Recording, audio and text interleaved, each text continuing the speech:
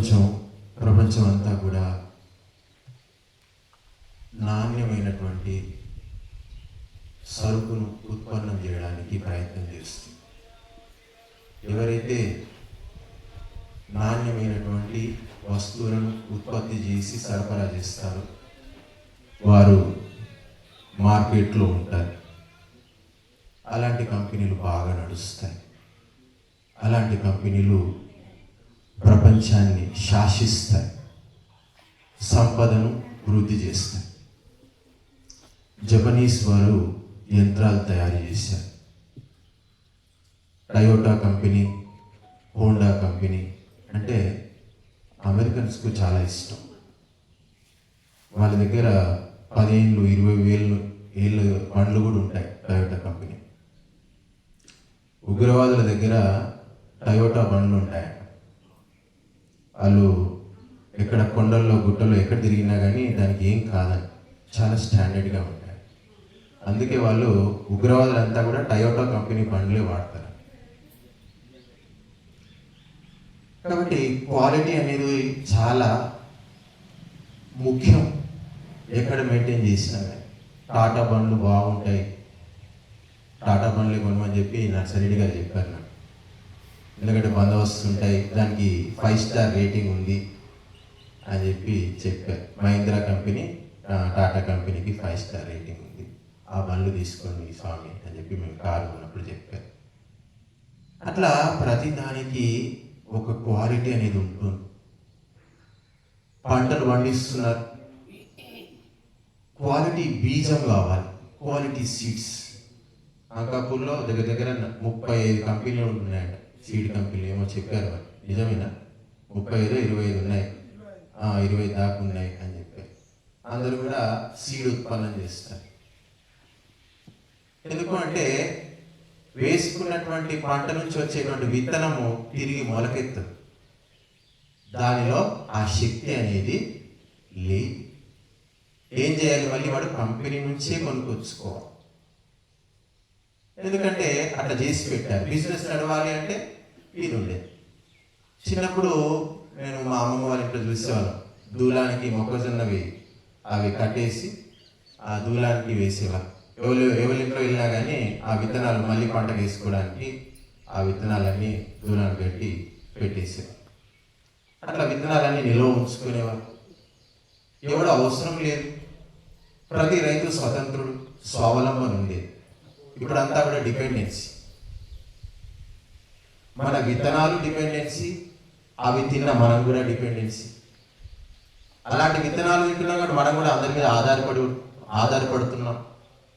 విత్తనాల్లో సంకరం వచ్చేసింది. ఇప్పుడు సంకర జాతి విత్తనాలు, హైబ్రిడ్ విత్తనాలు. మనిషిలో కూడా సంకరం వచ్చేసింది. మనిషి కూడా ఇప్పుడు ఒక సంకర విత్తనం లాగా తయారైపోయింది. వాని యొక్క చేష్టలకు, వాని యొక్క ఆకారానికి, వాని మాటలకు, వాడు చేసే వృత్తికి, వాడు మాట్లాడే మాటకు ఒక సంబంధం అనేది ఎక్కడా కూడా ఉండదు. క్వాలిటీ అనేది ఎక్కడా కనిపించదు. జీన్ ప్యాంట్లు వేసుకొని వస్తారు, ఆధ్యాత్మిక ప్రవచనాలు చెప్తూ ఉంటారు. చాలామంది మీరు గమనించారు, పాయింట్లు వేసుకొని ప్రవచనాలు చెప్పే వాళ్ళు బోలెడు మంది ఉన్నారు. జీన్ ప్యాంట్ ఇప్పేసి పంచ కట్టుకొని చెప్పవచ్చు కదా అంటే నామూషి, చెప్పలేడు, పాయింట్ విడవలేడు. అయ్యప్ప భక్తులు ఉన్నారు, హనుమాన్ భక్తులు ఉన్నారు. అందరూ పాయింట్లు వేసుకొని తిరుగుతారు, పంచ కట్టుకొని తిరగవచ్చు కదా అంటే నామూషి, సంకర బుద్ధి. విగ్రహాలు మొక్కుతారు కానీ ధర్మం వచ్చేసరికి పాయింటే కావాలి. మళ్ళీ అవి వేసుకుంటేనే వారికి సంతృప్తి అనేది ఉంటుంది. ఎందుకంటే సంకర బుద్ధి అంటారు ఇదంతా. సంకర జాతి, ఈ సంకర బీజాలు, సంకర జాతి, సంకర మానవులు మన దేశంలో ఇప్పుడంతా తయారై కూర్చున్నారు. వీళ్ళ సామర్థ్యం అనేటువంటి తగ్గిపోయింది. ప్రతి మనిషిలో మగవాళ్ళ పౌరుషం తగ్గిపోయింది, ఆడవాళ్ళ సహనం తగ్గిపోయింది. ఆడవాళ్ళు కూడా ఎన్నో మర్డర్లు చేస్తున్నారు, భర్తలను చంపేస్తున్నారు, కిడ్నాప్ చేస్తున్నారు. ఇది చాలా తక్కువ అనుకోండి. మగవాళ్ళు చేసిన దానికంటే ఆడవాళ్ళు చాలా తక్కువ. ఇప్పుడు కూడా వాళ్ళ చేతులు ఎత్తి మొక్కాల్సింది. వాళ్ళు మొత్తం తయారైపోతే ఇప్పుడు మనం ఎవరు బతికే వాళ్ళం కూడా కాదు. ఇక్కడ మనం మాట్లాడుకునే పరిస్థితి కూడా ఇక్కడ ఉండేది కాదు.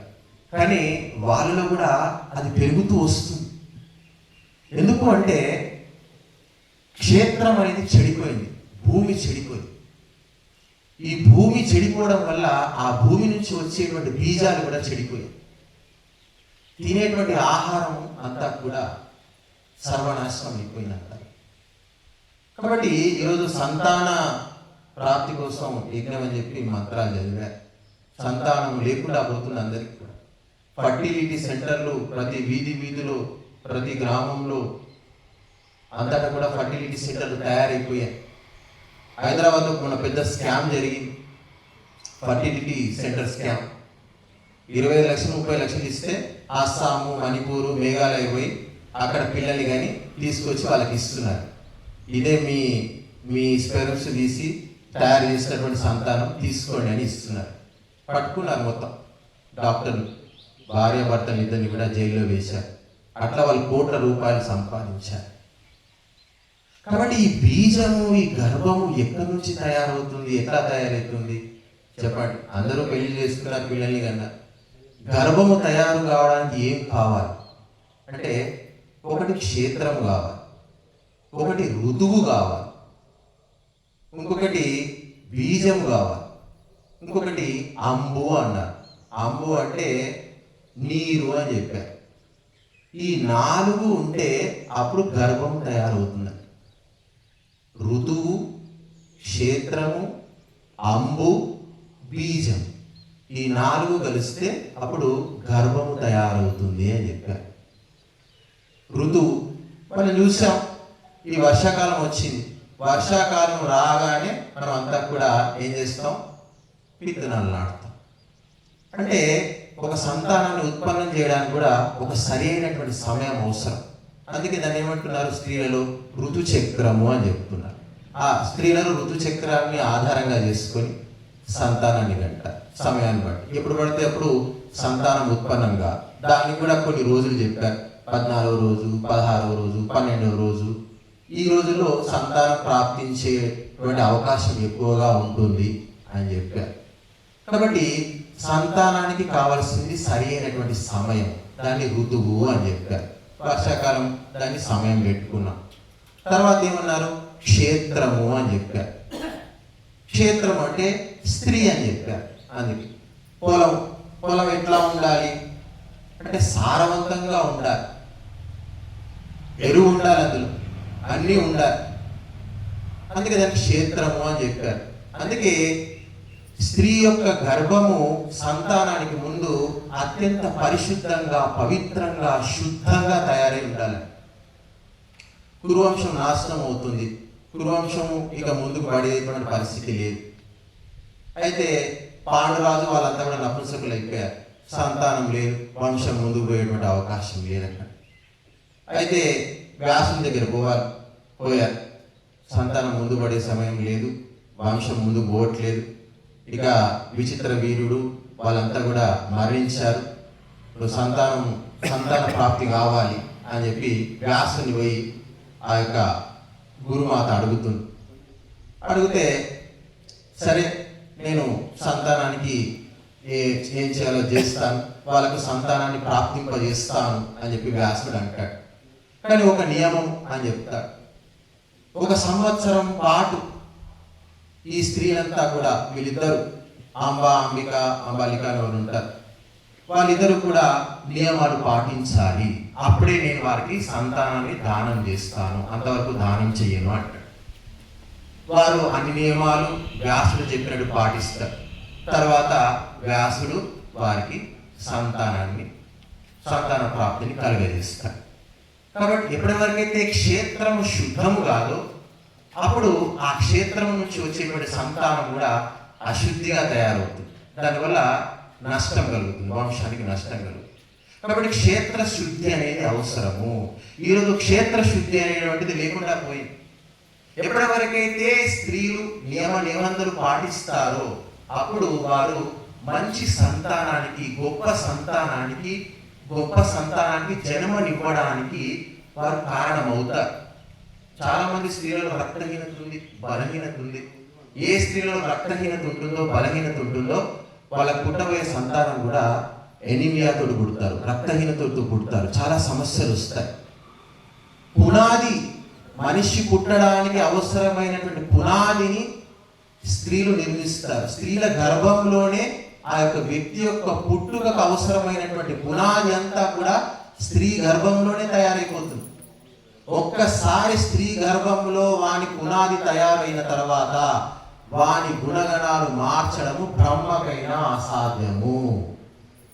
వానితోటి ఎన్ని యజ్ఞాలైనా చేయించండి, ఎన్ని యాగాలైనా చేయించండి, ఏమైనా చేయండి, ఒకవేళ గనక స్త్రీ వానికి కుసంస్కారాలు గర్భంలో ఇస్తే, వాడు గర్భంలో కుసంస్కారాలు గనక పునికి పుచ్చుకుంటే వాడిని మార్చడం అనేటువంటిది అసాధ్యము, అసంభవము అని చెప్పారు. అంతటి శక్తి స్త్రీ యొక్క గర్భానికి ఉంది. కాబట్టి ఇప్పటి వరకైతే స్త్రీలు నియమ నిబంధనలు పాటించారు. రాక్షసుల యొక్క రాజు ఏం చేశాడు? ప్రహ్లాదుని తీసుకెళ్లి ఆ యొక్క లీలావతికి ప్రహ్లాదుని జన్మిస్తాడు. ఈయన దేనికి తపస్సుకి వెళ్తాడు, నారదుని దగ్గర వదిలిపెట్టి వెళ్ళిపోతాడు. లీలావతి నారదుడు చెప్పిందంతా వింటుంది. నారదుడు ఏం చెప్తాడు? నారాయణ భక్తి గురించి చెప్తాడు. అట్లా విని విని విని విని గర్భంలోనే ప్రహ్లాదుడు ఏమైపోయాడు? నారాయణకి భక్తుడైపోయాడు. చచ్చేంత వరకు వదలలే, తండ్రి చంపుతా అన్నా కానీ వదలలే. అప్పుడు గర్భంలో ఇచ్చినటువంటి సంస్కారాలు ఏవైతే ఉన్నాయో అవి అత్యంత బలీయమైనటువంటిగా ఉంటాయి. పునాదిలాగా అతని జీవితంలో పాతుకొని పోయేటువంటి అవకాశం ఉంది. అందుకే సంతానము కనడాన్ని సంస్కారం అని చెప్పారు. ఏ స్త్రీ పురుషులైతే సంతానం కోసం ఒకటవుతారో దాని సంస్కారం అన్నారు. ఏ స్త్రీ పురుషులైతే సంతానం కాకుండా వాసనల కోసం ఒకటవుతారో దాన్ని సంభోగము అని చెప్పారు. చూడండి ఎంత తేడా, ఒకటి సంస్కారం, ఒకటి సంభోగం అని చెప్పారు. కాబట్టి సంస్కారం కోసం స్త్రీలు ఒకటవుతే దాన్ని సంసారం అన్నారు.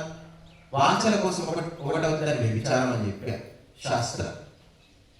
కాబట్టి శాస్త్రం అనేటువంటి ఖచ్చితంగా నిశ్చితంగా మనిషిలోని కోరికలు, వాంఛలు, వాటిని బట్టి వాడు చేసేటువంటి ప్రక్రియలన్నిటికీ కూడా సరైనటువంటి నామకరణం మనకు శాస్త్రం ముందే చేసి పెట్టేసింది. కాబట్టి మొట్టమొదటిగా మనం ఏమనుకున్నాం? ఋతువు అనుకున్నాం, తర్వాత క్షేత్రము అన్నాం, తర్వాత అంబు అన్నాం. అంబు అంటే ఆ యొక్క నీరు అని చెప్పారు. పిండంలో నీరు ఉంటుంది. ఆ నీరు బాగుంటేనే ఆ యొక్క పిండం అనేటువంటిది బాగా ఇదవుతుంది. క్షేత్రం దొరికింది, కాలం వచ్చింది, భూమి దొరికింది, కానీ నీటి సరఫరా లేదు అక్కడ. భూమికి బీడు భూమి ఉంది, అందులో పంట పడుతుందా? పండదు. మళ్ళీ దానికి సారవంతమైనటువంటి ఎరువులు కావాలి, నీరు కావాలి, అన్నీ కావాలి. అప్పుడే ఆ బీజాన్ని పాతుకోవడానికి సరైనటువంటి వాతావరణం అక్కడ ఏర్పడుతుంది. అందుకే దాన్ని అంబుజము అన్నారు. అంబుజం అంటే నథింగ్ బట్ ఎరువు, సారవంతమైనటువంటి భూమి, సారం, భూమిలో సారం అని చెప్పారు. ఈ మూడు అయిన తర్వాత లాస్ట్ వస్తుంది బీజము. ఈ మూడు ఉంటేనే అక్కడ బీజం ఏమన్నా పనిచేస్తుంది. ఈ బీజాన్నే వీర్యం అంటున్నారు, శుక్రము అంటున్నారు. ఈ బీజముతోటే అక్కడ సంతానం అనేటువంటిది ఉత్పన్నం అవుతుంది. మన దేశంలో ఈ నాలుగుకి నాలుగు కూడా ఈరోజు అపరిశుద్ధమైపోయాయి, అపవిత్రమైపోయాయి. ఈ భూమి అంతా కూడా ఈరోజు అపరిశుభ్రమైపోయింది. ఎరువులు, రసాయనాలు ఇవన్నీ వేయడం వల్ల భూమి అనేటువంటిది విషపూరితమైపోయింది. ఆ విషపూరితమైనటువంటి విషాలు తినడం వల్ల స్త్రీల గర్భాలు కూడా ఆ విధంగా తయారైపోతుంది. కారణంగా ఏం జరుగుతుందంటే కుసంస్కారాలు కలిగినటువంటి సంతానం బయటకు వస్తుంది. సంస్కారవంతమైనటువంటి ధైర్యము, దైవభక్తి, దేశభక్తి, మాతృభక్తి, పితృభక్తి, గురుభక్తి ఇలాంటి ఉన్న వ్యక్తులు మనకు ఎక్కడ కనిపిస్తున్నారు? ఈ కాలంలో చాలా అరుదుగా కనిపిస్తున్నారు. సంస్కారవంతమైనటువంటి సంతానము ఈరోజు మనకు కలగట్లేదు. కాబట్టి ఋషులు, మునులు ఎంతో ఆలోచించారు. కాబట్టి సంతానాన్ని కనడానికి ముందు యజ్ఞం చేయమన్నారు. సంతానాన్ని కనేక ముందు యజ్ఞం చేసిన తర్వాతనే అక్కడ సంతానానికి ప్రయత్నం చేయాలని చెప్పారు. సంతానం కన్న తర్వాత 2-3 నెలల తర్వాత తెలుస్తుంది గర్భం దాల్చారని చెప్పి. గర్భం దాల్చిన తర్వాత కూడా మళ్ళీ యజ్ఞం చేయమని చెప్పారు. గర్భాధాన సంస్కారం అని దాన్ని అన్నారు, సీమంతోన్న సంస్కారం అని దీన్ని అన్నారు, పుంసవన సంస్కారం అంటున్నారు. మరి పుంసవన సంస్కారం తర్వాత సీమంతోన సంస్కారం. ఇది 3 నెలలకు చేస్తారు, అదొక 5 నెలలకు చేస్తారు. అట్లా మనిషి పుట్టక ముందే ఈ 3 సంస్కారాలు మన ఋషులు మనకు చెప్పారు. ఆ గర్భాన్ని శుద్ధి చేయడానికి వైదిక సంస్కారాలు, వేదవీతమైన కర్మలన్నీ కూడా మనను పుట్టినప్పటి నుంచి చనిపోయేంత వరకు శుద్ధి చేయడానికి. ఇవి టైం పాస్ చేయడానికో పుణ్యం కోసమో ఏదో దేనికోసమని చాలా మంది అనుకుంటారు. చేసేటువంటి ప్రక్రియ అంతా కూడా శుద్ధి కోసమే. అందుకే ప్రతి ప్రక్రియలో కూడా గర్భాధాన సంస్కారానికి యజ్ఞము, పుంసవన సంస్కారానికి యజ్ఞము, శ్రీమంతోనయన సంస్కారానికి యజ్ఞము, జాతకర్మ సంస్కారానికి యజ్ఞము, చూడాకర్మ సంస్కారానికి యజ్ఞము, వేదారంభ సంస్కారానికి యజ్ఞము, వివాహ సంస్కారానికి యజ్ఞము, కర్ణవేద సంస్కారంలో మళ్ళీ యజ్ఞము, చనిపోయినప్పుడు మనం ఏం చేస్తాం? అంత్యేష్టి చేస్తాం, అది కూడా యజ్ఞమే అని చెప్పారు. చూడండి, 16 సార్లు అగ్నితోనే ప్రయాణం చేశాడు. 16 సంస్కారాలు, ప్రతి సంస్కారంలో కూడా ఎక్కడ చూసినా కానీ అగ్ని అగ్ని అగ్ని అగ్ని అగ్ని అగ్ని అగ్ని, ఎక్కడ పోయినా మీకు అగ్నిహోత్రమే కనిపిస్తుంది. ఎంతటి మంచి బంగారమైనా సరే భూమిలోనికి వచ్చిన తర్వాత అది అగ్నిలో పడి కాలాల్సిందే, కాలి మెల్ట్ కావాలి.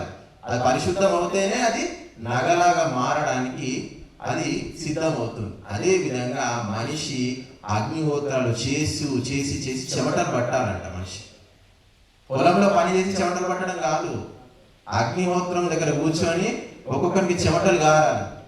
అట్లా చెమటలు గారేంత యజ్ఞాలు చేసినప్పుడు నీ మానసిక దోషాలన్నీ పోతాయి. నీ మనసుకు పట్టినటువంటి కామము, క్రోధము, లోభము, మదము, మాత్సర్యము, కండకావరము, మదము, ఇదంతా కూడా అష్టవిధ మదాలని చెప్పారు. ధనమదము, రూపమదము, సౌందర్య మదము, ఆస్తి మదము, ఇట్లా మనిషిలో అష్ట మదాలు ఉంటాయి. ఈ మదాలన్నీ కూడా భగవంతునికి సేవ చేసి, దానం చేసి, ధర్మం చేసి, సత్కార్యాలు చేసి చేసి చేసి చేసి లోపల ఉన్నటువంటి కుసంస్కారాలన్నీ కూడా మనిషిలో అణిగిపోతాయి.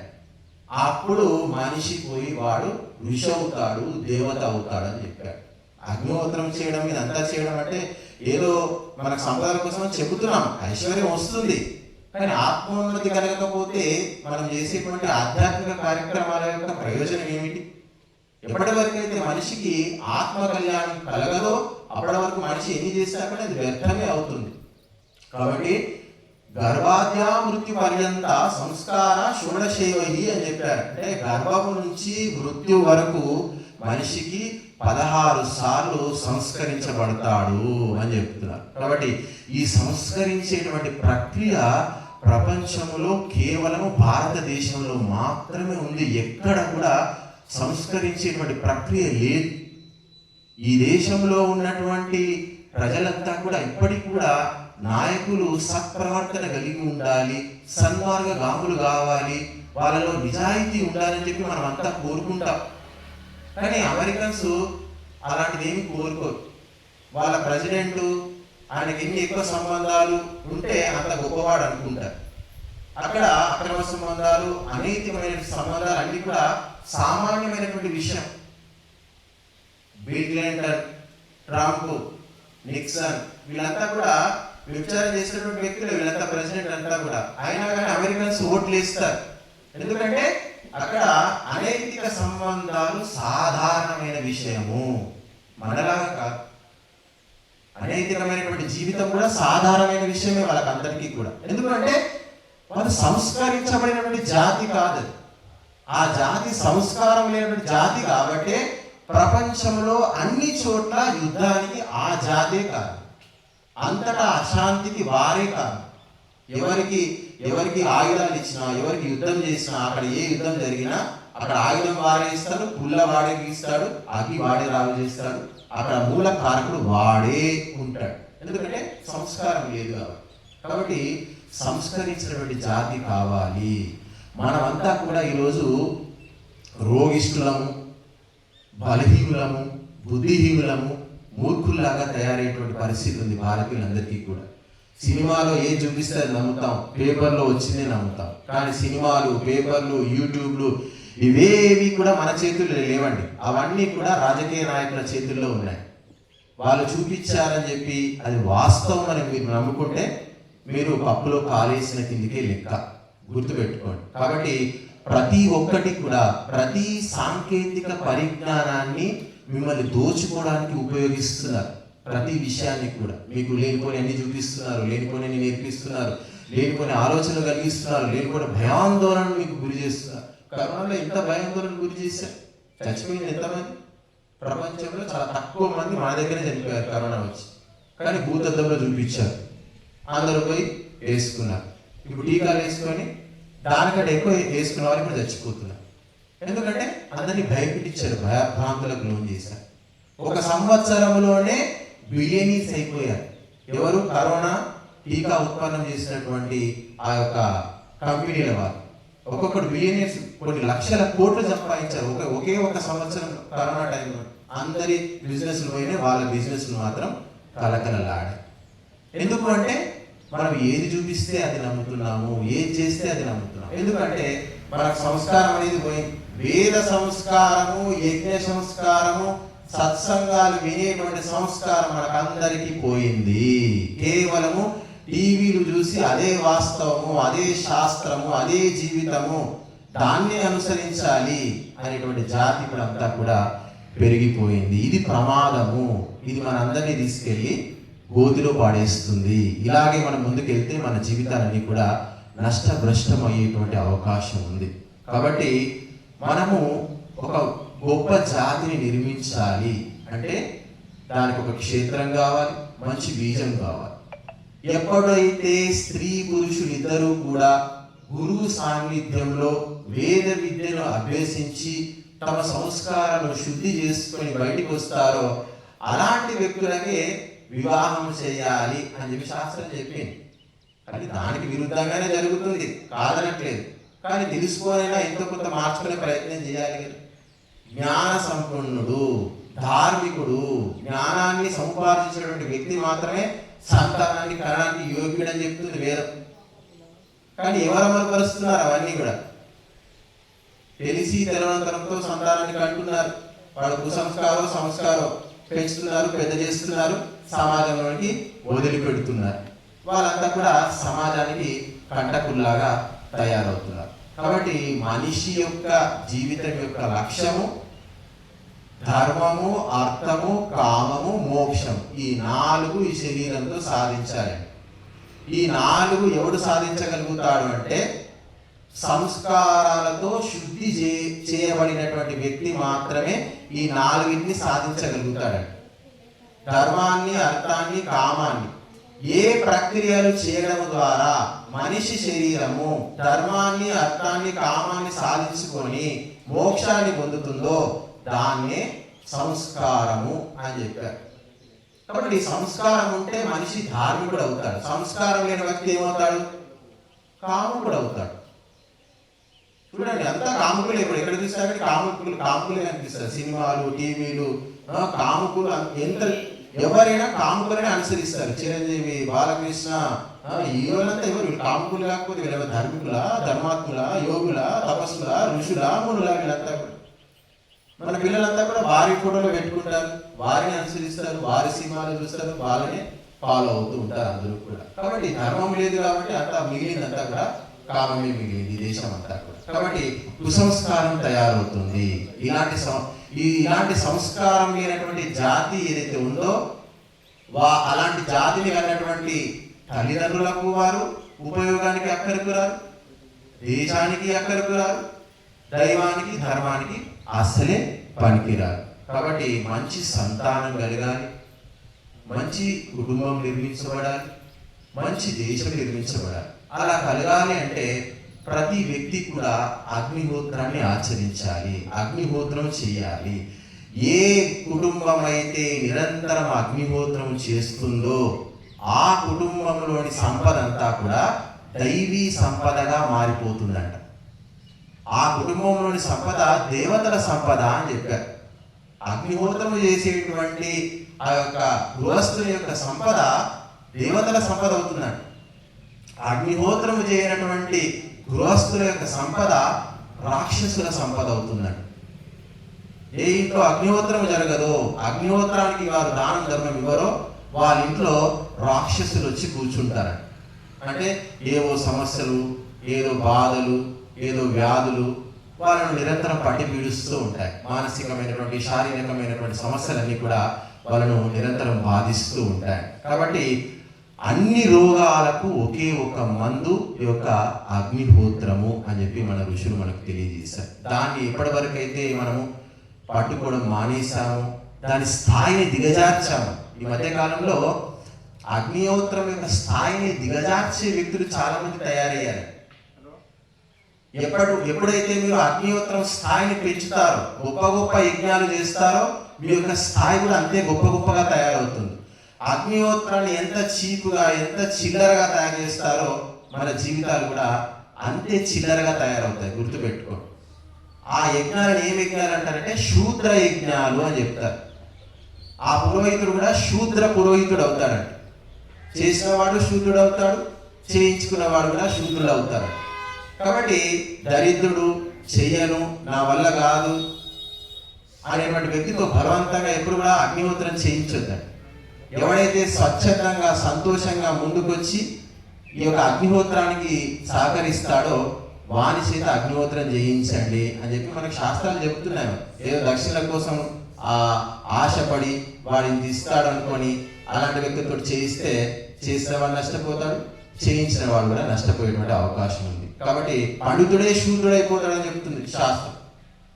కాబట్టి రాజులు చేసేవారు అగ్నిహోత్రాలు. అందుకనే పెద్ద పెద్ద అగ్నిహోత్రాలు, యాగాలు ఇవన్నీ కూడా రాజులు చేసేవారు. రాజుల దగ్గర ఉన్నటువంటి పురోహితులు, స్పెషల్ పురోహితులు ఉండేది దానికోసం.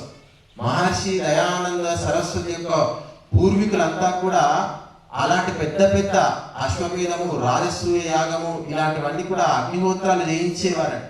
వారి పూర్వీకులంతా కూడా, తాత ముత్తాతలు అందరూ కూడా రాజులతోటి పెద్ద పెద్ద అగ్నిహోత్రాలు చేయించేవారు. అలాంటి వంశంలో పుట్టాడు మహర్షి దయానందుడు. మహర్షి దయానందుడి యొక్క వంశం ఏమిటి, ఎక్కడి నుంచి వచ్చాడు, ఇంత మహాత్ముడు ఎలా పుట్టాడు అని చెప్పి ఆయన మీద పరిశోధన చేశారు వాళ్ళ భక్తులంతా. ఇది దేవేంద్రనాథ్ అని చెప్పి రవీంద్రనాథ్కి తాతను ఏమో అవుతాడు.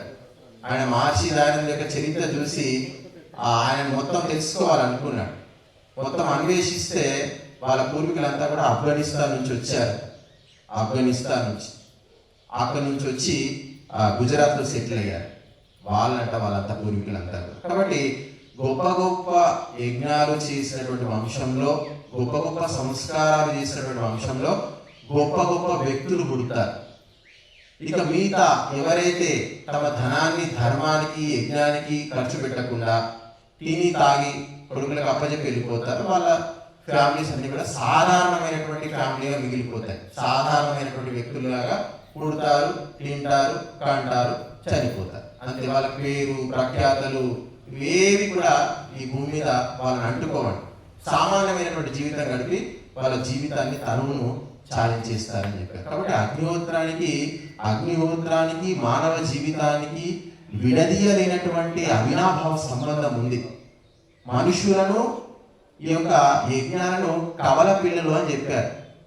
కవల పిల్లను ఎవరైనా విడదీయగలుగుతారా? అంతటి గొప్ప అవినాభావ సంబంధము అగ్నిహోత్రానికి ఈ యొక్క మానవులందరికీ కూడా ఉందంట. అందుకే భగవంతుడు సృష్టి చేస్తూ సృష్టి ఆదిలోనే మొట్టమొదటిగా అగ్నిహోత్రం ఇచ్చాడు. ఈ అగ్నిహోత్రం మిమ్మల్ని కాపాడుతుంది.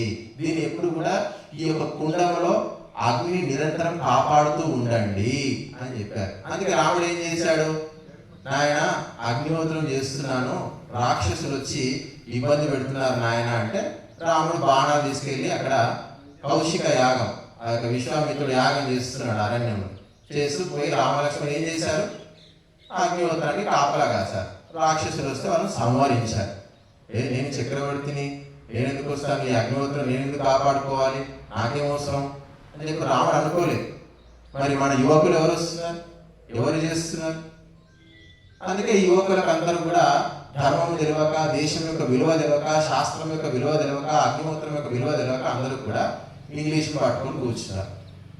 చదివేదంతా ఇంగ్లీషు, మాట్లాడేదంతా ఇంగ్లీషే, వేసుకునే బట్టలంతా ఇంగ్లీషే. కానీ మళ్ళీ మాకు దైవభక్తి అంటారు. ఏంటంటే వచ్చి దండం పెట్టుకుంటే వాడు భక్తుడు, చెప్పేది ఒకటి, చేసేది ఒకటి. కాబట్టి ఆత్మ వంచన చేసుకొని మనం అంతా కూడా బతుకుతూ ఉన్నాము. కాబట్టి ఈ యొక్క ఆత్మ వంచన చేసుకొని బతికేటువంటి జాతి ఏదైతే ఉందో అది ఎప్పటికి కూడా ఆనందాన్ని, సంతోషాన్ని, స్వావలంబన అనేటువంటిది అనుభవించలేదు. కాబట్టి మనం అంతా కూడా అగ్నిహోత్రాన్ని మన జీవితంలో నిరంతరము భాగస్వామ్యం చేసుకోవాలి. మంచి సంతానం ఉత్పన్నం చేయడానికి మనం అంతా కూడా ప్రయత్నం చేయాలి. అలా మంచి సంతానం ఉత్పన్నం కావాలి అంటే వివాహానికి ముందు స్త్రీ పురుషులు ఇరువురు కూడా బ్రహ్మచర్యాన్ని పాటించాలి అని చెప్పారు. పురుషుల్లో ఎప్పటి వరకైతే బ్రహ్మచర్యం ఉందో అప్పటి వరకు స్త్రీలందరూ కూడా పురుషులు చెప్పినట్టే విన్నారు. ఎప్పుడైతే పురుషుల్లో బ్రహ్మచర్యం లోపించిందో అప్పటి నుంచే స్త్రీలు చెప్పినట్టు పురుషులు వినడం మొదలైంది. బాగా గుర్తుపెట్టు. పురుషులు ఎప్పటి వరకు అయితే పంచలు కట్టుకున్నారో, లొంగీలు కట్టుకున్నారో అప్పటి వరకు భార్యలు చెప్పిన మాట విన్నారు. పురుషులు పాయింట్లు వేసుకోవడం మొదలు పెట్టినప్పటి నుంచి వీళ్ళు వాళ్ళ మాట వినాల్సి వస్తుంది. మీరు గమనించుకోండి చూసి. ఎందుకంటే పంచలు కట్టుకుంటే అలాంటి ఉంది, మరి అలాంటి విజ్ఞానం చెప్తుంది. భారతీయులంతా కూడా ఇక్కడ ఉన్న వాతావరణానికి పంచలు లొంగీలు కట్టుకొని ఉండాలంట. పాయింట్లు వేసుకొని ఉంటే వాళ్ళ పురుషత్వం అనేటువంటిది రోజు రోజుకు సన్నగిల్లిపోతుంది. ఎవరిలో పురుషత్వం మెండుగా ఉంటుందో వానికి స్త్రీ గౌరవం ఇస్తున్నాడు. వానికి స్త్రీ ఏ చెప్తే అది వింటున్నాడు. అతని గౌరవం ఇస్తుంది, చెప్పినట్టు వింటుంది, సేవ చేస్తుంది, అన్నీ చేస్తున్నారు స్త్రీ. ఎప్పటిలో వానిలో పురుషత్వం అనేది తగ్గిపోతుందో అప్పుడు ఆ స్త్రీ వానికి ఏ గౌరవం ఇవ్వదండి.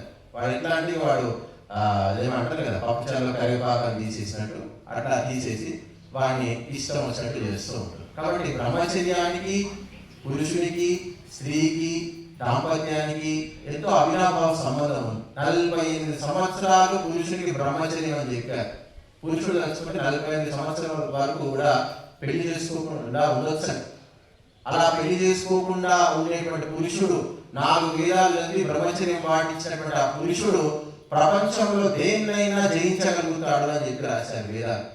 మరి అలాంటి వాతావరణం ఎక్కడ ఉంది? ఇక్కడ ఈ యొక్క సినిమాలు, టీవీలు, ఎక్కడ పడితే అక్కడ అశ్లీలత, ఈ వాతావరణంలో అలాంటి సంతానం పెరిగి పెద్దగేటువంటి అవకాశం అనేటువంటిది చాలా తక్కువగా ఉంది. ఒకప్పుడు ఎప్పటి వరకైతే మనిషి గురువుల గర్భంలో పెరిగాడు, గురువుల యొక్క గర్భం అంటే గురుకులం అని చెప్పారు. వాడు గురుకులంలోనే ఉండేదంట. పెరిగి పెద్దయి శాస్త్రాలన్నీ చదివేంత వరకు బయట అసలు వాతావరణంలో వాడు దాంపత్యము, స్త్రీలు, పురుషులు, అసలు స్త్రీలు కూడా కనబడేవారు కాదండి. చూస్తే కనబడితే ఆ యొక్క గురువుల యొక్క పత్నులు మాత్రమే, గురుమాతలు మాత్రమే కనబడేదండి. స్త్రీలు, యువతులు వాడు చూసేవాడే కాదు. అంత కఠినమైనటువంటి, కఠోరమైనటువంటి బ్రహ్మచర్యాన్ని ఆ యొక్క ఘోరమైనటువంటి అరణ్యంలో పాలించి వాడు వచ్చిన తర్వాత వానికి ఏ స్త్రీలు వినరు, ఏ సమాజం వినదు, ఏది ఏది ఏది వానికి లోటు ఉంటుంది. కాబట్టి అలాంటి సమాజం ఒకప్పుడు ఉండే. ఆ సమాజంలో ఏ లోటుపాట్లు ఉండేటువంటివి కాదు. ఇప్పుడు ఇలాంటి సమాజంలో అన్ని లోటుపాట్లే. ఎందుకంటే పురుషుల యొక్క బ్రహ్మచర్యం అనేటువంటి పునాది కదిలిపోయింది, నిరంతరం కదిలిపోతుంది. దాన్ని పాటించడానికి అసలు చెప్పేవారే లేదు, అలాంటి వాతావరణమే లేదు. స్కూళ్ళలో ఉన్నటువంటి వాతావరణం అంతా కూడా పాశ్చాత్య వాతావరణం. వాళ్ళు అక్కడ బ్రహ్మచర్యం అనేటువంటి మాటనే లేదు. పతివ్రత అంటే ఇంగ్లీష్లో శబ్దమే లేదు. తెలుసా? బ్రహ్మచారి అంటే శబ్దం లేదు ఇంగ్లీష్లో. ఎందుకంటే వాళ్ళ దగ్గర బ్రహ్మచారి లేదు, పతివ్రత లేదు వాళ్ళ సమాజంలో. అందుకే అక్కడ దానికి శబ్దానికి సరైన అక్షరమే లేదు. బ్యాచిలర్ అంటారు. బ్యాచిలర్కు దానికి సంబంధమే లేదు. బ్యాచిలర్కి బ్రహ్మచర్యానికి, ఆకాశానికి భూమికి ఉన్నంత తేడా ఉంది. కాబట్టి మన ఆలోచన విధానాలు అన్నీ కూడా ఏదో బతుకుదాము, పుట్ట పూసుకుందాము అనేటువంటి ఆలోచనలు కావు భారతీయులు. ఇప్పుడు వచ్చాయి అదంతా కూడా. ఒకప్పుడు మనకు కేవలం మనిషి జన్మ ఎత్తాలంటే ముక్తి పొందాలి, స్వర్గం పొందాలి, అవి మన ఆలోచనలు ఉండే. ఇప్పుడు ఎట్లా వచ్చిందంటే ఎట్లా బతుకుదాము, ఏం చేసుకొని బతుకుదాము, ఎట్లా నౌకరీ చేసుకున్నాము, ఎవడు నౌకరీ ఇస్తాడు, ఏడబోతే జీతం బాగా వస్తుంది, ఏడుంటే బాగా బతుకుతాము, ఎప్పటికి ఇవే ఆలోచన. రష్యా పోతున్నారు, ఉక్రెయిన్ పోతున్నారు, ఇక్కడ పోతున్నారు, అక్కడ పోతున్నారు. రష్యా వాళ్ళు భారతీయుని పట్టుకొని రారా యుద్ధం చేస్తాం అని చెప్పి మనం తీసుకొచ్చి బలవంతంగా వాడు రాకేష్ అంట, అది ఈనాడు పేపర్లు ఇచ్చాడు, చదువుకుందామని చెప్పి మెడిసిన్ చేద్దామని రష్యా పోయాడు. పోతే మనకి బలవంతంగా లాగి మనకు బలవంతంగా ఆర్మీ ట్రైనింగ్ ఇచ్చారు. వద్దు మొర్రు అంటే నేను చదువుకోవడానికి వచ్చానంటే కుదరదు. ఇప్పుడు దేశం అత్యవసర పరిస్థితిలో ఉంది, యుద్ధం చేయాల్సిందే అని చెప్పి వాడిని బలవంతంగా నెల రోజులు వాడికి ఆర్మీ ట్రైనింగ్ ఇచ్చి వాడికి యూనిఫామ్ వేసి సైన్యంలో వదిలేరు. వామో వామో అని చెప్పి వాడు ఏడ్చుకుంటూ వాడు వాళ్ళు ట్విట్టర్లో పెట్టాడు. మనకి ఎట్లా వచ్చింది నీకు అధికారం, మా దేశస్తుని నువ్వు ఎట్లా చేస్తావు అంటే మనమంటే వాళ్ళకి లోకువ. భారతీయుని ఏమన్నా చేయొచ్చు, అడిగేవాడు ఎవడూ లేడు కాబట్టి యుద్ధం చేపిస్తున్నారు. అడిగే వాళ్ళు మోడీ చెప్పినా వినడు, ఎవడు చెప్పినా వినడు. కాబట్టి మన పరిస్థితి అంత బలహీనంగా ఈరోజు మన పరిస్థితి ఉంది. కాబట్టి ఈ విషయాలన్నీ గమనించుకొని మీరందరూ కూడా మంచి సంతానము, మంచి సంస్కారము, మంచి కుటుంబం ఎట్లా తయారవుతుందో ఆలోచించాలి. అది కేవలము వేద ధర్మాన్ని, వైదిక ధర్మాన్ని ఆచరించడం ద్వారా మాత్రమే, వేద విహితమైనటువంటి కర్మలు చేయడం వల్ల మాత్రమే మన జీవితం అనేటువంటిది బాగుపడుతుంది, మన వ్యక్తిత్వం అనేది బాగుపడుతుంది, మన కుటుంబం బాగుపడుతుంది, మన సమాజం బాగుపడుతుంది. కాబట్టి ఇలాంటి విషయాలన్నీ కూడా నిరంతరం వినండి, వాటి గురించి ఆలోచించండి. విన్నటువంటి విషయాలన్నింటినీ కూడా జీవితంలో అమలు పరచాలి. ఎప్పటి వరకైతే మీరు అమలు పరచడో ఇవన్నీ కూడా గాలికి ఎగిరిపోతాయి.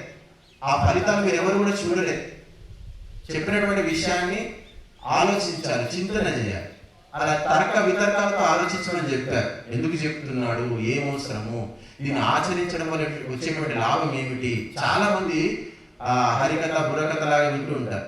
ఒకసారి మా గురుగారి దగ్గర కూర్చొని వారు ఏదైనా చెప్తే వింటూ ఉంటే, ఏమైనా హరికథలాగా ఇంట్లో ఏం అడుగుతలేవు ఏంటి అని అంటే, మీరు అట్లా చెప్తున్నారంటే మరి అట్లా వినబుద్ధి అవుతుంది, అంత అర్థమేదనగానే చెప్తున్నారు, అర్థంగానికి మీరేం చెప్పట్లేదు అంటే ప్రశ్నించాలి, అడగాలి అని చెప్పేవారు. కాబట్టి విషయాలను మనము అమలు చేయాలి, మనలో మనం ప్రశ్నించుకోవాలి. మన జీవితాలు ఈ విధంగా ఎందుకు ఉన్నాయి, మన జీవితంలో మార్పు రావడానికి మనం ఏం చేయాలి, మన జీవితంలో కలిగినటువంటి నష్టాలకు కారణం ఏమిటి అని ఆలోచించుకోవాలి. ఎవరైతే ఆలోచించుకొని బేరీజు వేసుకుంటారో, అన్నిటిని అర్థం చేసుకుంటాడో, వాడే ఒక సరి అయినటువంటి నిర్ణయాన్ని తీసుకునేటువంటి శక్తిని కలిగి ఉంటాడు. వాడే ఒక సరి అయినటువంటి నిర్ణయాన్ని కూడా తీసుకోగలుగుతాడు. కాబట్టి ఆ శక్తి బుద్ధి ద్వారా ప్రతి మనిషికి భగవంతుడు ఇచ్చాడు.